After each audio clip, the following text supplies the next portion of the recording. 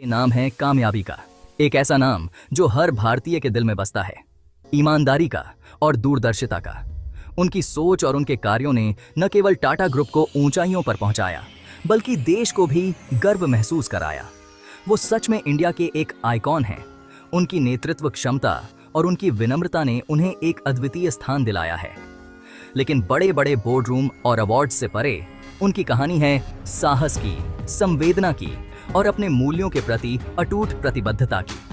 उनकी कहानी है साहस की, संवेदना की और अपने मूल्यों के प्रति अटूट प्रतिबद्धता की। उन्होंने हमेशा समाज के उत्थान के लिए काम किया है और अपने मूल्यों के प्रति अटूट प्रतिबद्धता की। चाहे वो शिक्षा हो, स्वास्थ्य हो या ग्रामीण विकास, रतन टाटा ने हर क्षेत्र में अपना योगदान दिया है। ये कहानी है एक ऐसे इंसान की जिसने न सिर्फ बिजनेस बनाए बल्कि अनगिनत जिंदगियों को छुआ भी। उन्होंने अपने कर्मचारियों और समाज के प्रति अपनी जिम्मेदारी को हमेशा प्राथमिकता दी। एक ऐसा व्यक्ति जो इंडिया की आत्मा का प्रतीक है, प्रगतिशील, दयालु और हमेशा एक बेहतर कल के लिए प्रयासरत। उनकी सोच और उनके कार्यों ने उन्हें एक सच्चा राष्ट्रभक्त बनाया है और हमेशा एक बेहतर कल के लिए प्रयासरत। रतन टाटा का सफर हम सबके लिए एक प्रेरणा है। उनकी जीवन यात्रा हमें सिखाती है कि कैसे कठिनाइयों का सामना करते हुए भी अपने आदर्शों पर कायम रहा जा सकता है। एक आम का सामना से रतन टाटा का सफर हम सबके लिए एक प्रेरणा है। वो हमें दिखाते हैं कि सच्ची लीडरशिप सिर्फ मुनाफे से कहीं बढ़कर होती है। वो हमें दिखाते हैं कि सच्ची लीडरशिप सिर्फ मुनाफे से कहीं बढ़कर होती है। उसका मतलब होता है उद्देश्य, एक ऐसा उद्देश्य जो समाज को बेहतर बनाने की दिशा में हो। उसका मतलब होता है उद्देश्य दुनिया में कुछ बदलाव लाना और मुश्किल समय में भी अपने मूल्यों पर अडिग रहना। दुनिया में कुछ बदलाव लाना और मुश्किल समय में भी अपने मूल्यों पर अडिग रहना। रतन टाटा की कहानी हमें सिखाती है कि कैसे एक व्यक्ति अपने दृढ़ संकल्प और निस्वार्थ सेवा से दुनिया को बदल सकता है और मुश्किल समय में भी अपने मूल्यों पर अडिग रहना। उनकी यह यात्रा हमें प्रेरित करती है कि हम भी अपने जीवन में उच्च आदर्शों को अपनाएं और समाज के लिए कुछ अच्छा करें। रतन टाटा के बचपन ने उनके व्यक्तित्व को आकार देने में महत्वपूर्ण भूमिका निभाई। मशहूर टाटा परिवार में जन्मे रतन टाटा ने ऐशो आराम और साथ ही वापस समाज को कुछ देने के महत्व दोनों को देखा। उनकी दादी लेडी नवाजाबाई टाटा ने उन्हें ये कीमती सीख दी। उन्होंने रतन टाटा में सामाजिक जिम्मेदारी की गहरी भावना बिठाई। जिंदगी हमेशा आसान नहीं थी। रतन टाटा के छोटे ही थे जब उनके माता पिता अलग हो गए। ये किसी भी बच्चे के लिए एक मुश्किल अनुभव होता है, लेकिन इन चुनौतियों से उन्होंने संघर्ष करना सीखा। उन्होंने उन लोगों के लिए सहानुभूति विकसित की जो जिंदगी में कम भाग्यशाली थे। आगे चलकर यही अनुभव उनके नेतृत्व और सामाजिक कार्यों का मार्गदर्शन करेंगे। रतन टाटा की शिक्षा उन्हें भारत के बाहर ले गई। उन्होंने कॉर्नेल यूनिवर्सिटी से आर्किटेक्चर और स्ट्रक्चरल इंजीनियरिंग की पढ़ाई की। बाद में उन्होंने हार्वर्ड बिजनेस स्कूल से एडवांस्ड मैनेजमेंट प्रोग्राम किया। इस अंतर्राष्ट्रीय अनुभव ने उनके दृष्टिकोण को व्यापक बनाया। हालांकि उनके पास विदेश में जीवन बनाने का अवसर था, लेकिन उनका दिल भारत में ही रहा। वो हमेशा अपने देश वापस लौटने और उसके विकास में योगदान देने के लिए एक मजबूत इच्छा महसूस करते थे। अपनी जड़ों के प्रति इसी प्रतिबद्धता ने उनके भविष्य के प्रयासों को परिभाषित किया। भारत लौटकर रतन टाटा ने अपना करियर टाटा स्टील के शॉप फ्लोर से शुरू किया। वो जमीनी स्तर से काम करने से पीछे नहीं हटे। उन्होंने पूरी लगन से काम किया, बिजनेस की बारीकियों को सीखा और मजदूरों से जुड़े। यह व्यावहारिक अनुभव उनके लिए अमूल्य साबित हुआ। इसने उन्हें टाटा ग्रुप के संचालन की गहरी समझ दी। टाटा में उनके शुरुआती साल चुनौतियों से खाली नहीं थे। उन्हें कुछ लोगों के विरोध का सामना करना पड़ा, लेकिन उन्होंने हार नहीं मानी। हमेशा कंपनी और उसके कर्मचारियों के भले पर ध्यान केंद्रित किया। इस दौरान उन्होंने दृढ़ता, विनम्रता और उदाहरण से नेतृत्व करने का महत्व सीखा। भाग 5, दूरदृष्टि और साहस के साथ नेतृत्व। 1991 में रतन टाटा ने टाटा ग्रुप की कमान संभाली। यह एक ऐसा समय था जब कंपनी को नए दृष्टिकोण और साहसिक नेतृत्व की आवश्यकता थी। उनके नेतृत्व में इस समूह ने एक उल्लेखनीय परिवर्तन का अनुभव किया। उन्होंने कंपनी को नई ऊंचाइयों पर पहुंचाया और इसे एक वैश्विक पहचान दिलाई। उन्होंने वैश्विक विस्तार के दौर का नेतृत्व किया।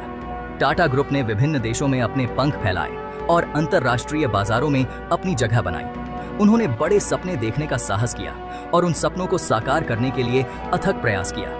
उनकी दूरदृष्टि ने कंपनी को नई दिशा दी, जगुआर, लैंड रोवर और टेटली टी जैसे प्रतिष्ठित ब्रांडों का अधिग्रहण किया। यह कदम टाटा ग्रुप के लिए एक महत्वपूर्ण मोड़ साबित हुआ।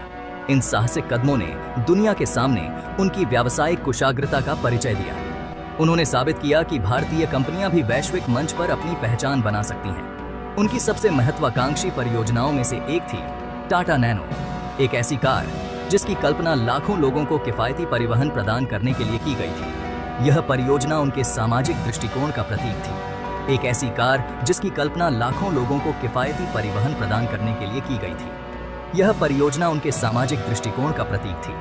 हालांकि इसे चुनौतियों का सामना करना पड़ा, लेकिन नैनो ने नवाचार और सामाजिक गतिशीलता के प्रति रतन टाटा की प्रतिबद्धता को दर्शाया। उन्होंने हर चुनौती का सामना धैर्य और दृढ़ता से किया, लेकिन नैनो ने नवाचार और सामाजिक गतिशीलता के प्रति रतन टाटा की प्रतिबद्धता को दर्शाया। उन्होंने हर चुनौती का सामना धैर्य और तमाशी और दृढ़ता से किया। उनका दृष्टिकोण लाभ के दायरे से कहीं आगे था। उन्होंने हमेशा समाज के प्रति अपनी जिम्मेदारी को प्राथमिकता दी। उनका उद्देश्य आम लोगों के जीवन में एक वास्तविक बदलाव लाना था। उन्होंने अपने कार्यों से यह साबित किया कि व्यवसाय केवल लाभ कमाने के लिए नहीं, बल्कि समाज की सेवा के लिए भी हो सकता है।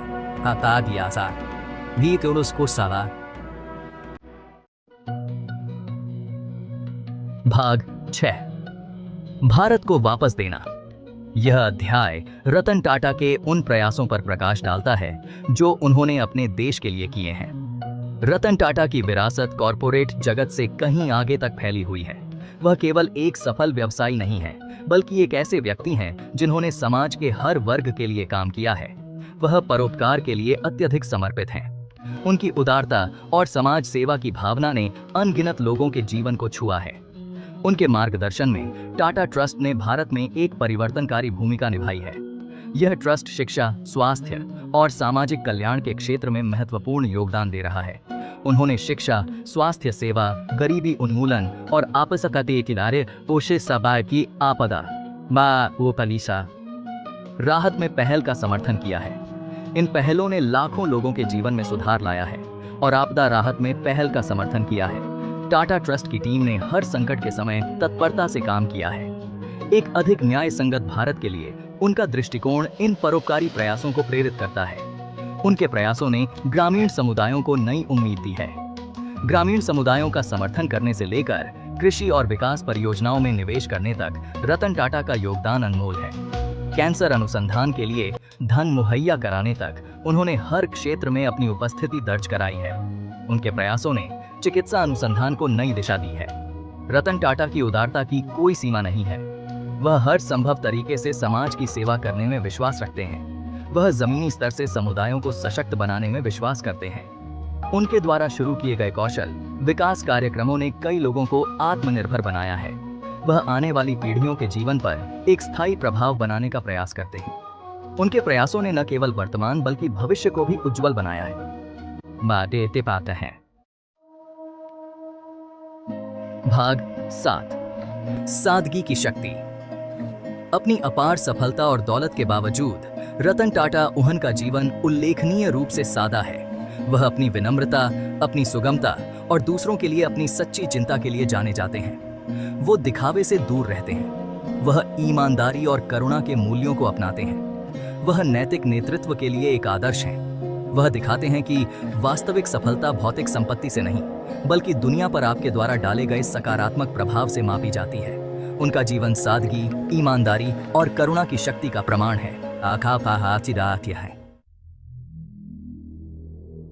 भाग 8, प्रेरणा की विरासत। रतन टाटा की कहानी हम सभी के लिए प्रेरणा है। वह हमें कड़ी मेहनत, दृढ़ता और अटूट ईमानदारी का महत्व सिखाते हैं। वह हमें दिखाते हैं कि सफलता तब सबसे प्यारी होती है जब इसे उद्देश्य की गहरी भावना और वापस देने की प्रतिबद्धता के साथ जोड़ा जाता है। उनका जीवन दूरदृष्टि, साहस और समानुभूति की शक्ति का प्रमाण है। उन्होंने भारत और दुनिया पर एक अमिट छाप छोड़ी है। रतन टाटा की विरासत आने वाली पीढ़ियों को प्रेरित करती रहेगी। वह हमें याद दिलाते हैं कि हम सभी के पास दुनिया में बदलाव लाने की शक्ति